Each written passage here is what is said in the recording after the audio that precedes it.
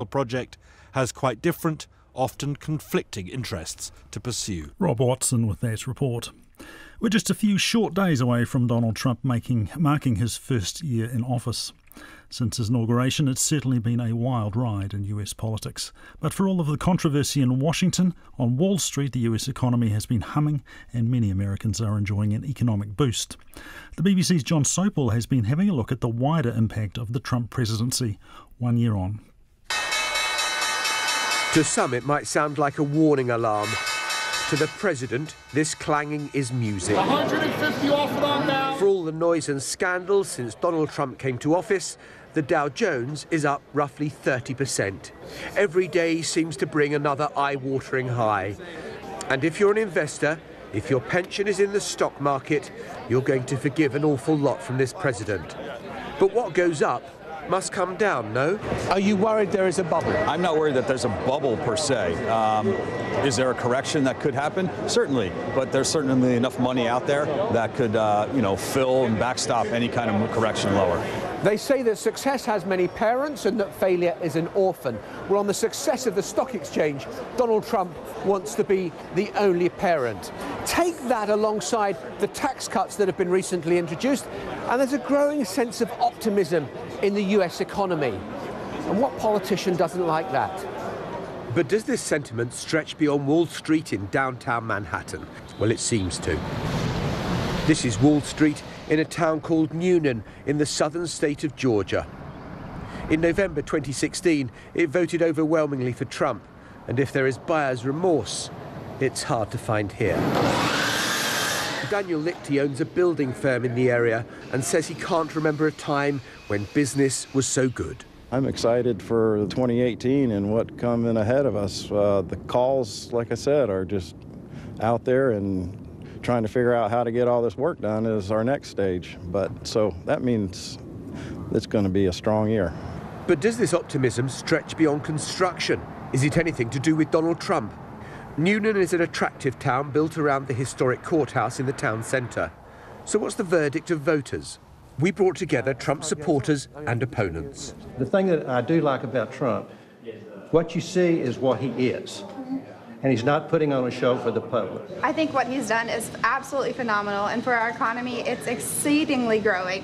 Donald Trump inherited a great economy from Barack Obama. Recent acts like the Tax Cut Act are going to do long-term damage to the economy.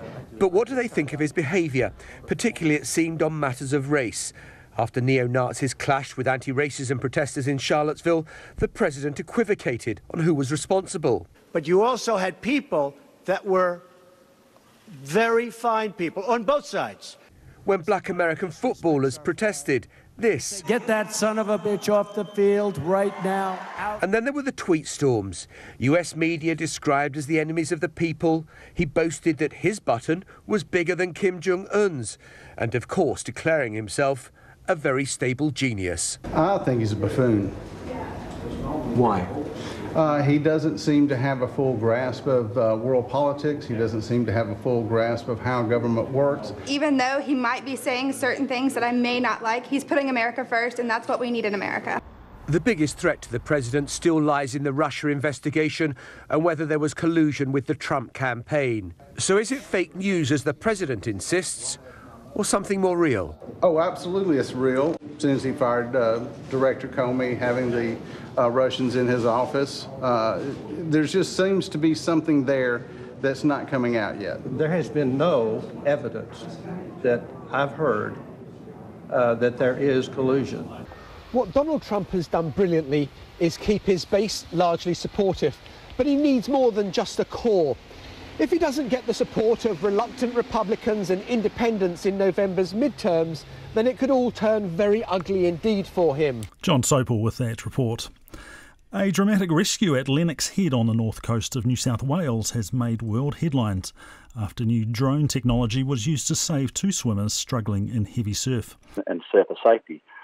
So one of the drones that we have up there was being used at a media launch just fortuitously that morning, and the media launch had finished, the media had packed up, and our lifeguards were just packing up the drone when our Surfcom centre received a call that someone had seen two young men in distress in extremely large surf about a kilometre away from where our lifeguards were. So the lifeguards deployed the drone, flew the drone just under 1 kilometre north up the beach, were able to pick out these two young men, I guess, in a sea of white. The surf was quite enormous.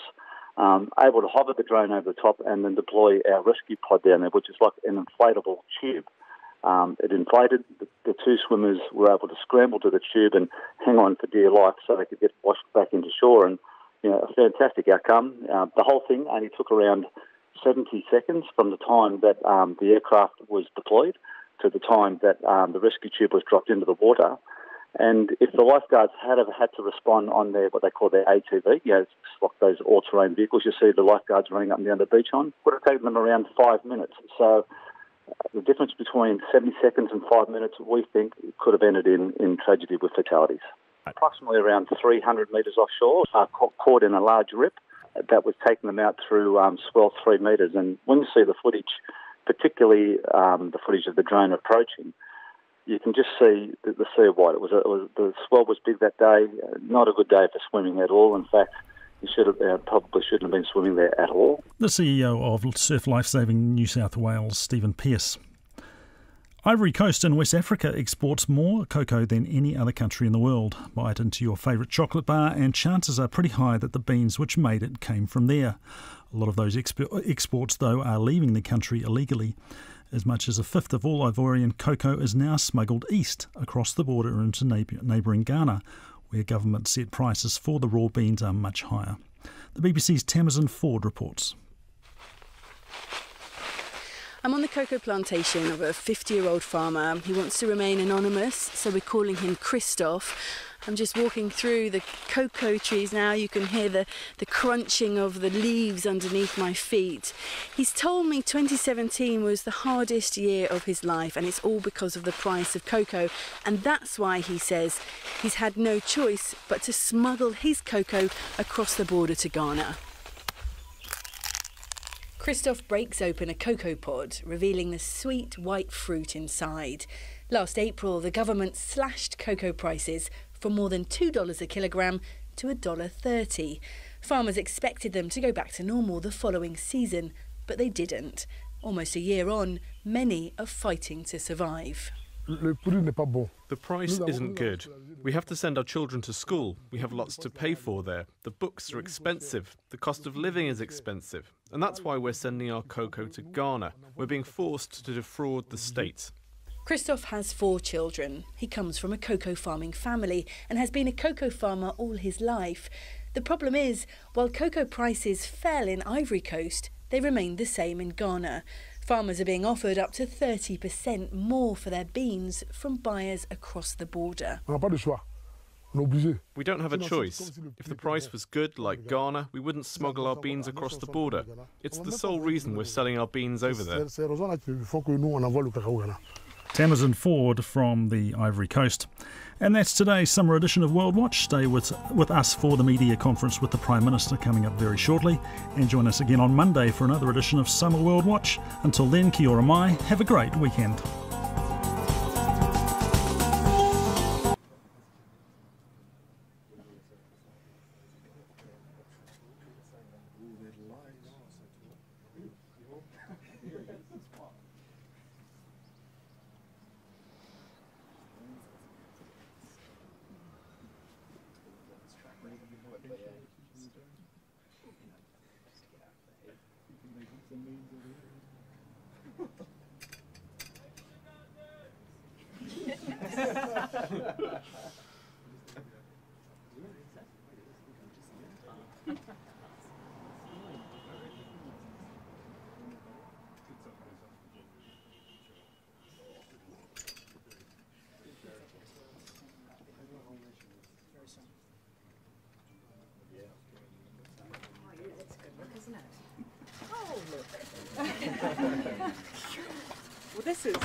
Well, this is normal.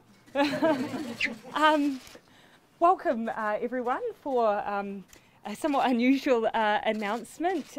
Clark and I are really excited to share, as you already know, that in June we're looking forward to welcoming our first child. We still have to get used to saying that out loud because, of course, we've been keeping it to ourselves for quite a long time. You'll have seen from the press statement we've put out, aside from all of the usual excitement that we both share over this news, and the fact that it was a surprise for us, that we have also put in place plans to deal with our impending arrival. Obviously, I take very seriously the role of becoming a mum, as does Clark becoming a dad, but we equally take seriously the role I've taken on as Prime Minister of New Zealand. That means that I will be taking 6 weeks of leave after the baby's arrival in mid-June. I've already spoken to the Deputy Prime Minister and asked that he take on the duties and functions of the Office of Prime Minister while I'm away. But we'll be working together through that time, as we do together now. After those 6 weeks, I'll be coming back on deck, and Dad will be... Yes. Dad will be taking over duties as the full-time caregiver.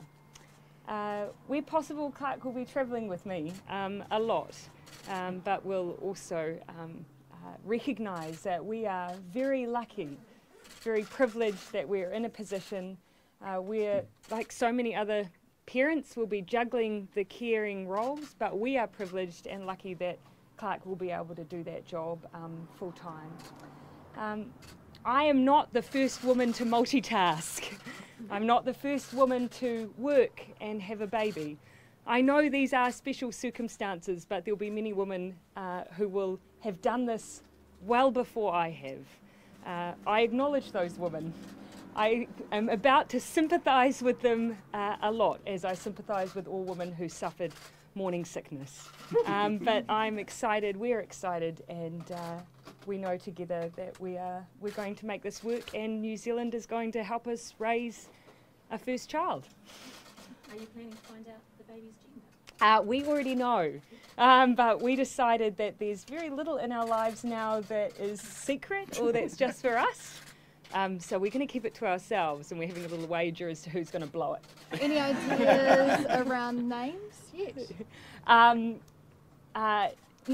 expect we'll be like every other couple and argue about this for the next 6 months. Yeah. Yeah, it's fair Don't to worry, they're not good plants. Just roll on in there. That's all good. Tell us about when you found out what your reaction was.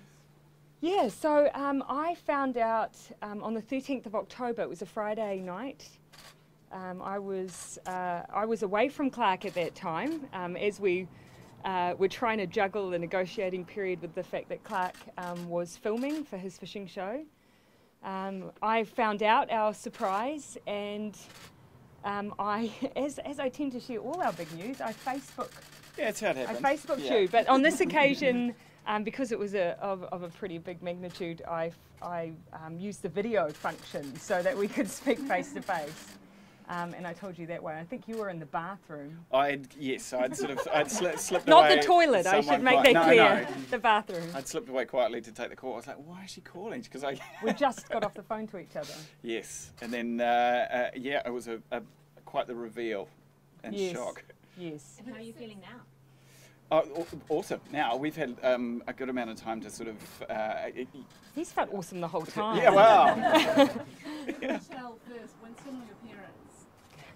Parents. We did get parents in first, and I think Winston would understand that. Yeah. You found out in the middle of coalition negotiations, obviously, before Winston Peters had decided to go with Labor. I mean, was that playing in the back of your mind as it came down to those final crunch days?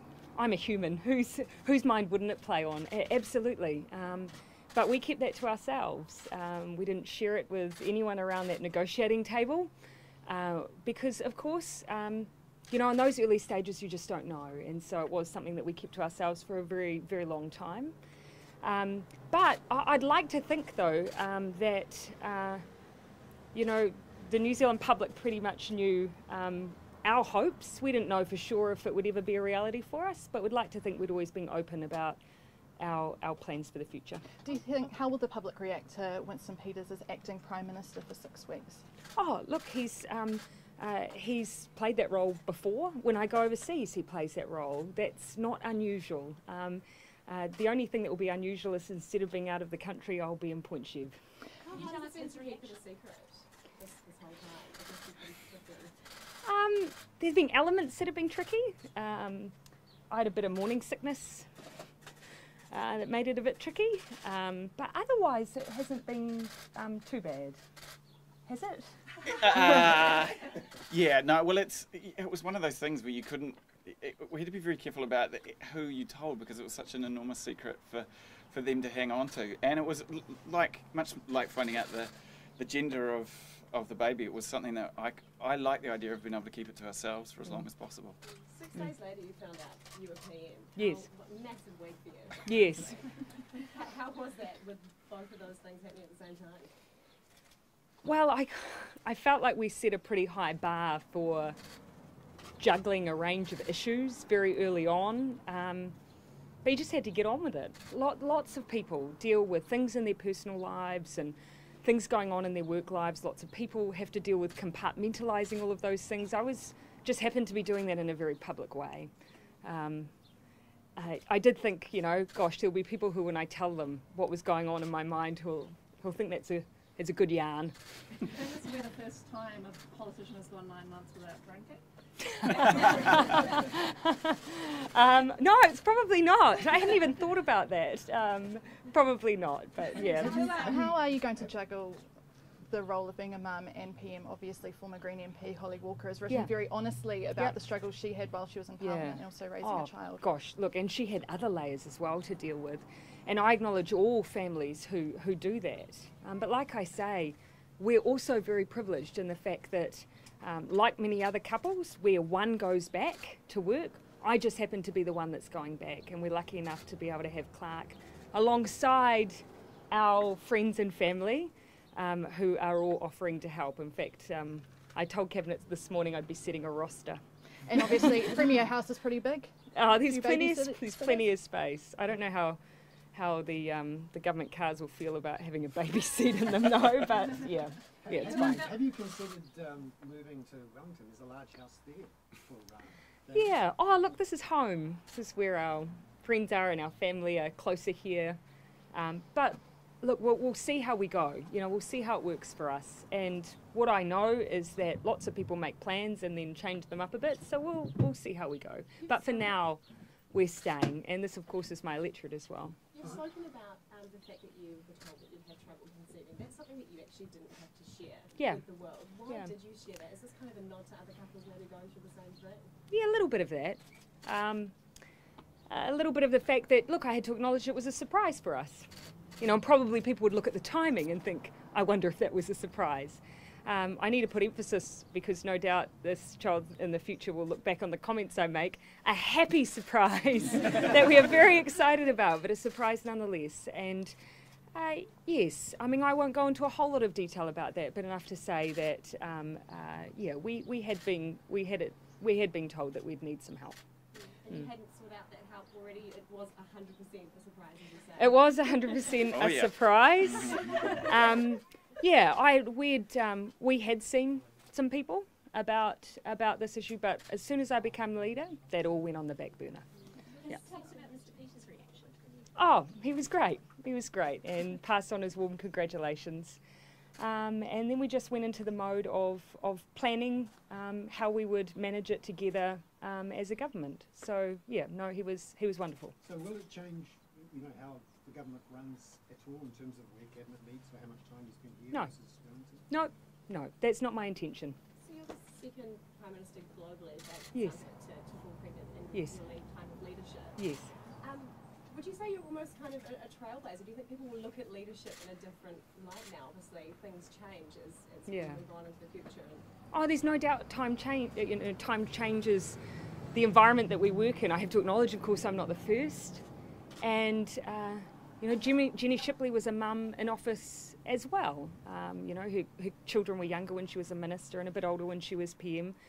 And as I say, I'm very careful about the fact that there are plenty of women who have multitasked, and I've had a few messages already, messages of support from women who did things like had twins and juggled a whole lot of other responsibilities. So I am by no means the first woman to multitask.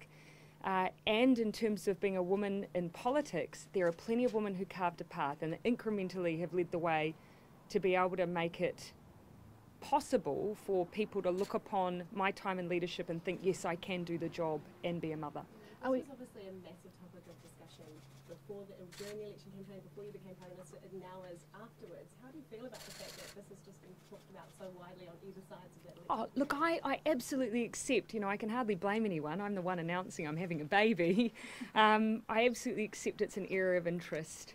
But this will not be the only milestone of this year or by any means the only milestone of this government. I want us to be known for what we achieve for New Zealanders. This will just be another addition to the history of this government. Do you plan to travel as a family overseas on state visits and that sort of thing? Yeah, we've already had a little look at the travel schedule. Thankfully, actually, we don't have to change travel plans. I will still be fulfilling all of my functions up until the baby's due. After that, it's likely that Clark will travel alongside me. Will you be Prime Minister if Mr. Peters is overseas while he's acting for you? I asked him whether or not he had any overseas travel, and he said he would prioritise making sure he was available for that 6-week period. And so I don't believe that will necessarily be an issue over that period, but otherwise it defaults as it does through the rankings. What do you have to say to people who might question whether you'll be able to juggle being a new mother and being Prime Minister? Oh, that I don't underestimate, of course, that it will take work, but as I say, I have a lot of support around me. And, I'd say to those people, none of them detected I had pretty bad morning sickness for 3 months of establishing a government, so... Will you introduce the baby to Mark Richardson on the... Why not? On another story, but I will make it related. I'm looking forward to seeing this. So it figures out today showing it'll cost parents $38,000 for a state education for their children. Are you concerned about that cost? For a state education for their children. We've always been concerned about whether or not free education meant free education. There are elements of our policy that are geared towards that, around donations in particular. So that has been a focus for us for some time. In terms of you're taking 6 weeks off, I mean, by any standards as a new mother, that's actually not that much time. Putting all your Prime Minister duties aside, is it going to be tough for you to sort of part ways and go back to work? Look, I hear lots of stories about women who face that dilemma at various stages, regardless of when they go back. I have to acknowledge, though, that my job is different. My job is demanding. People have placed faith in me and given me a mandate. So I have to make sure that I'm juggling both that new role, but also fulfilling my duties to New Zealand at the same time. Are we likely to see a baby on your hip during question time? Oh, no, because Trevor would grab it before I'd have a chance. Look, I haven't really given all of that too much thought. I wouldn't rule anything in or out, but I can tell you that Trevor Mallard is the kind of speaker who would encourage and has already tried to encourage a family-friendly environment. Have you spoken to Willow Jean Prime and Kitty Allen about how they're juggling motherhood and being a politician? Oh, I have, but actually more from the position of making sure that as a leader I knew they were doing okay. I'm interested in their well-being. They're forging a path as well. But I've had a message from Willow Jean, really supportive. I had a brief chat with Kitty. They're both really supportive. Have you talked to any former cabinet ministers or MPs who, like Catherine Rich or Holly Walker, about how this affected them? I've talked to both Holly and Catherine, but without this knowledge. So some time ago, I have had a few messages from Holly this morning, which is lovely. And I've had messages from Dame Jenny Shipley, which I really appreciate, just acknowledging the news and giving her support. So I thought that was lovely. And you've had a call from Malcolm Turnbull. Helen sent me a message as well. You've had a call with Malcolm Turnbull this morning, as well as a congratulations. Were you just sort of allaying any concerns about how the Trans-Tasman relationship might go from here? No, it was just purely a call about kids and grandkids, actually.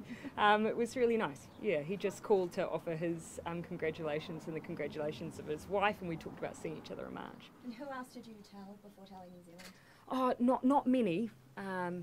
Tried to sneak in a handful of family and friends. Made sure that I gave a heads up to the Governor General, to the Cabinet Office, to make sure we were covering everything we needed to, and to, of course, Winston Peters and James Shaw as leaders of our support parties. I also called together the ministers this morning and told them in a call before it was made public. So a few people, but not a huge number. Can I just ask, what sort of father would you like? It's a big canvas at this stage. I'm just looking forward to diving into all aspects of the roles. I've got obviously I've got a lot of female friends who are already texting me with lots of advice and catch-ups and bits and pieces. So I can't wait to see what it involves. It's one of those things, you can read all the books you like, but until you're there doing it, it's something that you're not going to understand how it all works. But no, I'm pretty excited. Sisters. And I've got some sisters who are going to be pretty happy about things too. How soon will you be taking the baby fishing? It's a very good question. We've already had front pack discussions and the manoeuvrability of it. I think initially it's going to be really important that Jacinda gets to spend as much time. So I'm going to try and be as flexible as possible and make sure that we're always pretty close and that she's across whatever's going on and whatever bad learning habits I'm already imparting. Did you choose how to compose the Instagram post? No, we came up with that together, right? Yeah, and only this morning we were going, through all of the things, I saw a friend did one with safety pins. Oh, great. And so we, Clark engineered, got out his fishing tackle box, and on the table we just arranged something. It's quite hard. Those will have to be tucked away. Valid, yeah. This might be a difficult question, but have you considered getting married? Clark? Wow. No. I like the idea that we're doing everything in reverse. We bought a house together, then we're having a baby, and we'll see. Is there anything about being a stay-at-home dad that's really daunting for you? Oh, yeah. Well, it's a great unknown. But I'm just looking forward to it. But yeah, it's one of those things where you just take it day by day, and 6 months from now go, whew, can't believe we got through that. Are you concerned about your child being in the public spotlight for the next few years? And you think about that, and I've watched other MPs and people have dealt with it in different ways, and I think that's something that we'll just have a conversation with as we go. I mean, we have to be realistic about it. We're in the public eye. It's going to be difficult to be completely away from that, but we'll try and make good decisions on their behalf. Do you think the baby will become a DJ as well? Not if I can help it. The Fisher person is probably the more compulsory part. Any idea around godparents? Oh gosh, no, haven't even thought about that. No. Is it going to be a gay fit or a doing? I just think that the double barrel there is probably getting a bit complicated. So, yeah, probably likely a gay fit. I'll probably try and sneak in my name somehow. And why announce today? What's the significance of today for you? I had to announce eventually. There's only so long you can say you were eating too many Christmas pies. Yeah, I was showing from about 12 weeks. So yeah, eventually we had to say, and this felt as good a time as any. We're getting straight back into our work agenda as of Sunday with our caucus retreat. So I thought we'd put this out there, and then I'm open to talk to my colleagues in a bit more detail when I see them. How bad was the morning sickness during the time you were forming a government? I know people who have been a lot worse. Of course, my mum's stories were a lot worse. But I let's just say I did not feel well. Yes. Do you think you were just having a bit of a sickness at that point, or did you? No, I knew before I was sick. That was a joy that greeted me somewhat down the track. We were pretty apprehensive in the lead up, going about how bad it was going to be. Please don't get morning sickness. Yeah, and then, are you feeling it's all right? Maybe it's a flu. No, it's pretty consistent. Yeah. How did you do that? How did you sort of set up the government and have morning sickness and all that stuff at the same time? It's what ladies do, Bernard. Thank you. Anything else? Have you made any plans about where and how you'll deliver? No, I mean, look, more, or how, with the same difficulty that all women do. Likely to be in Auckland, but we'll prepare for scenarios because, look, I do have the intention of being in Parliament and working right up until we're ready to go. So I'll have to make some contingency plan for that. Yeah. Do you think this is sort of like the royal baby of New Zealand? That's what people are talking about. That on that? Oh, well, look, there's pressure that comes with this job regardless. I think other people will decide what title they give it, but we're pretty honest about the fact that it'll probably be a child that's raised by a village, a very large one. Yeah. Speaking of royalty, I know you previously said that you'd love to receive an invite to the upcoming royal wedding. Does this mean if you do, it's impossible. Absolutely. So it'd probably be worse to get one and then have to decline it. Yes, in jest, I certainly have joked about it, but that's certainly not a realistic prospect. Equally, I never saw it as being particularly realistic because I'll be representing New Zealand at the Commonwealth Heads of Government meeting. That's the priority, and that's in April, and I couldn't justify another trip. So do you have a spare invite or? Yes. Yeah, there'll be a lottery. No, at this stage, I haven't been put in that awkward position. Yeah. Okay, great. Thanks very much. Thanks, everyone. Yeah, thank you.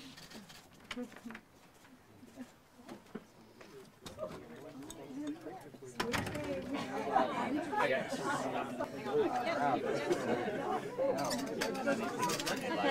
yeah, that sounds good. Yeah, so we've got